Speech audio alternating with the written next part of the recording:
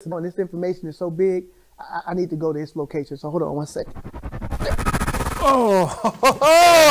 What's up? Hey, what's up, Marlon? What's happening? Listen, St. Louis, I told you I was coming, right? I told you I was coming here to meet a guy who knows everything about everything, man. This is my guy. Welcome to the show, Kevin Bryant. Thank you, sir. Thanks for having me. Absolutely, brother. Listen, this is an honor and a privilege to be sitting down talking to you, man. Like, I look up to you, man. And for St. Louis, if you don't know who this guy is, he's been doing this for over 30, 40 years in St. Louis, changing 30, lives. slow down. Okay, 30. Out the womb, he's been changing lives. Kevin, give people a little bit about kind of what you do now, but where you come from. I know you're from St. Louis.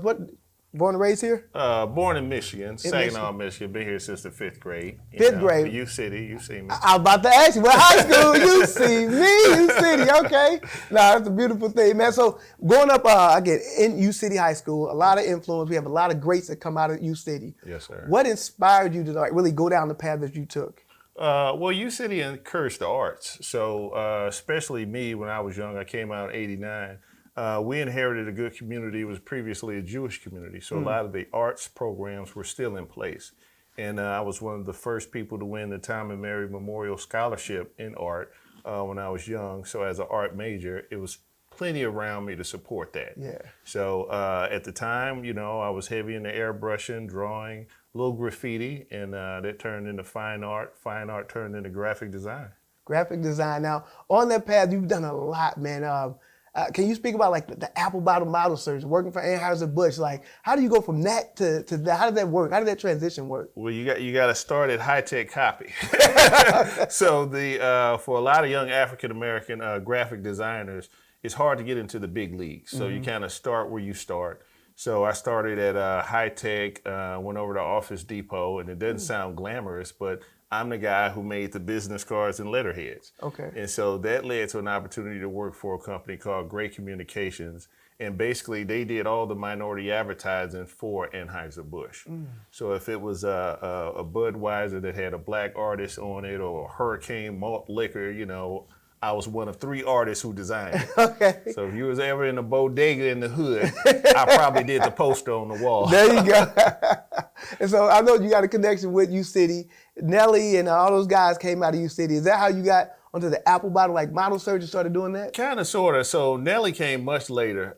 So we had built our business around being a provider for nonprofits. So the secret sauce was when we left Great Communication, me and a few other artists, we knew that most 501c3s had a small budget for advertising and marketing, but they never used it. They usually kept it in-house.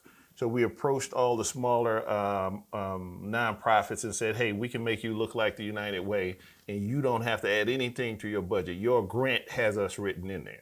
So instead of in-house, they would use us as an exterior form of advertising. And we made good money for years, ended up meeting a lot of good people, ended up bumping into a guy named Yomi Martin, who was cousins with Nelly. Yeah. He said Nelly had an idea for a clothing line and wanted me to take a shot at doing the advertising for it. So we approached it, killed it, came up with a good idea, which was the apple bottom model search. That ended up, just blowing up all over VH1 at the time it came out. Yeah. Because Nelly's that guy, so it was very easy for us to create something that complimented him because he was the star. Right. And the years at Great Communication doing work for Anheuser-Busch, one of the things you learn is it's not about you, it's about the client. So I never met August Bush, but he's seen my work. I had to make the brand manager look good.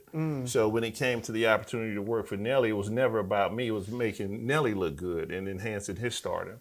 So that really gave us a pretty good national profile. And from there, we've done work for, everyone, Cedric the Entertainer, Cardinals, you name it. We've been through the cycle in St. Louis. Man, I love it.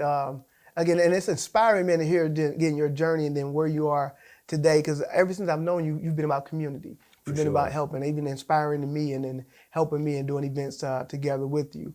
So fast forward now, you understand the game, you've been successful in it. Then where does that leave you? Like, where do I go now? Where do you go once you reach that plateau? Well, you're empty if you're not doing anything with the community or for the younger people. So parallel with my advertising career, I've always been a volunteer in the community. So I'm one of the founding members of Better Family Life. I happened to come in at a time when there was a lot of talented young people in our youth program. So people like Mike McMillan, James Clark, Atafi Umana, a lot of strong people was in there when I joined. So when I joined around 90, I ended up falling in love with the culture, understanding more of who I was as a black man and how we had to give back, each one teach one. So that became a part of who I was. So on par with my success in advertising was the role I played in the community. And that ultimately led me to the opportunity I have now, which is to be a developer. So instead of just being the guy that's out in the park trying to teach young men confidence, I'm actually changing the fabric of communities by dealing with the brick and mortar change that's happening. Well, where did you get the confidence saying, I'm going to do development? Like, where did that come from? Heroes. So I had a lot of heroes growing up. And one of the things that I think two of the most inspirational businesses I've ever owned, and I've owned quite a few, was Ujamaa Bookstore on the South Side. I created that, and I created Legacy Books. But it also allowed me to not only have an environment that was around the information, but to also absorb the information. And what I found at that time was most of the change makers in the world were young. They were young people. And if you look at the Student Nonviolent Coordinating Committee, for instance, SNCC, which was ran by Stokely Carmichael, these were young people. Malcolm X was young. You know, Martin was young. You know, I'm older than my heroes lived now. So at the time, I always felt like an underachiever compared to, you know, Malcolm, Martin, you know what I mean? Yeah. So what I'm doing may seem wonderful and magnificent now, but it's nothing compared to just one person ago in our history. So for me, I still feel like I'm behind the 8 ball with everything I'm doing now. Man, you talked about changing the fabric. What can people expect from the development that you're bringing? The biggest thing we're focused on now is single-family housing, getting people in the homes that they'll own that have equity in it, not just affordable housing, but we want you in a market rate home with equity, but you can buy it for an affordable price. That's the goal, and the only way to achieve that goal is to know how to bring down all the incentives we can to buy down that debt before we sell you the house. And then on the professional side, we want to grow entrepreneurs. In fact, we're kind of abandoning that word and focusing on the word mogul. We want to create young moguls.